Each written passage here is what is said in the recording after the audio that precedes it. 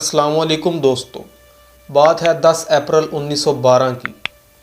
RMS Titanic उस ज़माने का सबसे बिगेस्ट, लार्जेस्ट, लग्जरियस और अनसिंकेबल शिप, 53 मीटर ऊंचा और 269 मीटर लंबा। इस शिप को बनाने की कॉस्ट उस ज़माने में $7.5 मिलियन लगी।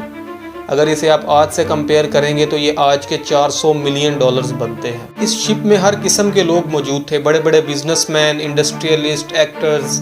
अगर बात करें इसकी लग्जरी की तो इसमें 2 बड़े बड़े grand staircases, ornate wood panelling, stain glass की windows, heated swimming pool, Turkish bath, electric bath, एक जिम, एक स्क्वैश कोर्ट, 4 रेस्टोरेंट्स और एक लाइब्रेरी थी। इस शिप को बनाने वाली company white star line company थी। इसके वाइस प्रेसिडेंट थे फिलिप फ्रैंकलिन। 10 अप्रैल 1912 को इसका सफ़र शुरू होता है साउथहैम्पटन, इंग्लैंड से न्यूयॉर्क का। ठीक 2 दिन बाद ही अपने इस सफ़र के टाइटैनिक को आइस वार्निंग्स मिलना स्टार्ट हो जाती है। आइस वार्निंग का मतलब है कि आप जिस रास्ते पर जा रहे हैं उस रास्ते पर बड़े बड़े बर्फ़ के पहाड़ मौजूद हैं। आइस वार्निंग्स मिलने के बाद भी टाइटैनिक ने अपनी स्पीड स्लो नहीं की। 21.5 नॉट्स, जो कि 40 किलोमीटर पर आवर बनते हैं। हालांकि इसने 2 बार अपना रूट चेंज किया, लेकिन इसने स्पीड स्लो नहीं की। 2 दिन बाद 14 अप्रैल 1912 को टाइटैनिक को 7 आइस वार्निंग्स और दी जाती हैं, लेकिन ये फिर भी अपनी स्पीड स्लो नहीं करता। 14 अप्रैल की रात, उस रात की ख़ास बात यह थी कि उस रात चाँद नहीं निकला था, और चाँद ना निकलने की वजह से रोशनी बहुत कम थी, और रोशनी कम होने की वजह से दिखाई भी बहुत कम दे रहा था। शिप के ऊपर एक क्रोज नेस्ट होता है, जहां पर किसी को बैठाया जाता है ताकि वो सामने आने वाली मुश्किलात को देख सके, वो देख सके कि सामने कोई शिप है कि नहीं। उस रात 14 अप्रैल की रात को फ्रेडरिक फ्लीट इस क्रोज नेस्ट पर बैठे हुए थे। वो अचानक से घंटी बजाते हैं और शोर डालते हैं कि हमारे सामने एक आइसबर्ग आ गया है। ब्रिज पर बैठे विलियम कैप्टन को पैगाम भेजते हैं कि जहाज़ को जल्दी से लेफ्ट साइड पर मोड़ दो। ठीक 1 मिनट बाद 11:40 पर टाइटैनिक उस आइसबर्ग से टकरा जाता है। वो आइसबर्ग इतना बड़ा था दोस्तों कि उसका वज़न 1.5 मिलियन टन बताया जाता है।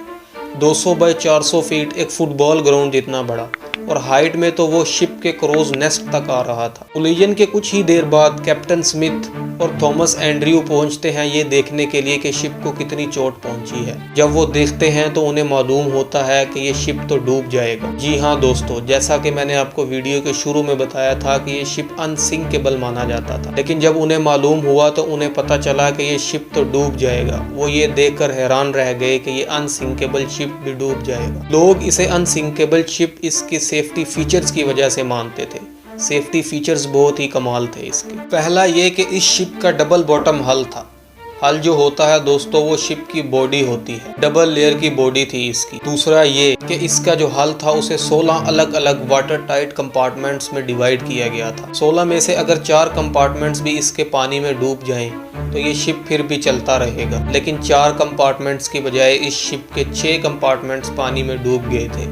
और अगर बात करें हल की तो वो हल के साइड पर आइसबर्ग टकराया था। अब इस शिप को डूबने से कोई नहीं रोक सकता था। ठीक 20 मिनट बाद कैप्टन स्मिथ ऑर्डर देते हैं कि डिस्ट्रेस कॉल दो रेडियो पर। कोई भी आसपास शिप मौजूद होगा तो वो हमारी हेल्प के लिए आ जाएगा। Senior radio operator Jack Phillips distress call भेजते रहते हैं लगातार 20 मिनट तक। 20 मिनट के बाद 12:20 पर एक जहाज आरएमएस कारपाथिया इनके सिग्नल को कैच कर लेता है और वो इनकी हेल्प के लिए निकल पड़ता है। लेकिन मसला ये था दोस्तों कि वो इनसे 107 किलोमीटर दूर था। कारपाथिया शिप को इन तक पहुंचने के लिए 3.5 घंटे का वक्त लगना था। टाइटैनिक पर बैठे लोग फ्लेयर्स चलाते हैं, रॉकेट्स चलाते हैं ताकि कोई भी आसपास शिप इनके मौजूद हो तो वो इनकी हेल्प के लिए आ जाए, लेकिन कोई भी इनकी हेल्प के लिए नहीं आता। इसी दौरान कैप्टन ऑर्डर देते हैं कि लोगों को लाइफ बोट्स के जरिए उतारा जाए शिप से, लेकिन लोग इस बात को सीरियस ही नहीं लेते। वो कहते हैं कि ये अनसिंकेबल शिप है, ये कभी डूब ही नहीं सकता। इसीलिए जब पहली लाइफ बोट उतारी गई शिप से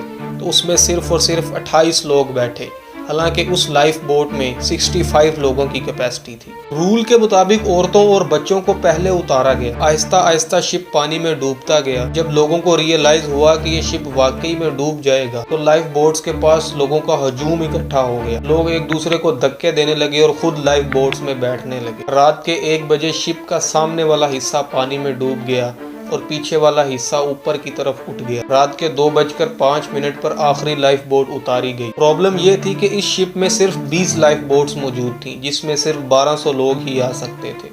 आखिरी लाइफ बोट के बाद 1500 से ज्यादा लोग इस शिप के साथ ही डूब गए। रात के 2:20 पर शिप 2 हिस्सों में टूट गया और समुद्र में डूब गया। 3 घंटे भी नहीं लगे दोस्तों इस कभी ना डूबने वाले शिप को डूबने में। टाइटैनिक शिप के जो कैप्टन थे, कैप्टन स्मिथ, कहा जाता है कि वो एंड तक स्टीयरिंग व्हील के साथ ही रहे और इसी शिप के साथ ही वो पानी में डूब गए। टाइटैनिक शिप को जो शिप बचाने निकला था कारपाथिया, वो तकरीबन 1 घंटे बाद पहुंचा इस इंसिडेंट के 3:30 पर। लाइफ बोट्स पर जो लोग निकल गए थे तकरीबन 705 लोग थे। इस शिप ने उन लोगों को बचा लिया। इस इंसिडेंट के बाद बहुत सारी इंक्वायरीज कंडक्ट करवाई गई, जिनसे हमें कुछ ऐसे फैक्ट्स मिलते हैं जिन्हें सुनकर इंसान हैरान रह जाता है। तो कैसा लगेगा दोस्तों अगर मैं आपको कहूं कि उस रात कारपाथिया शिप के अलावा एक और शिप भी मौजूद था जो टाइटैनिक की हेल्प कर सकता था,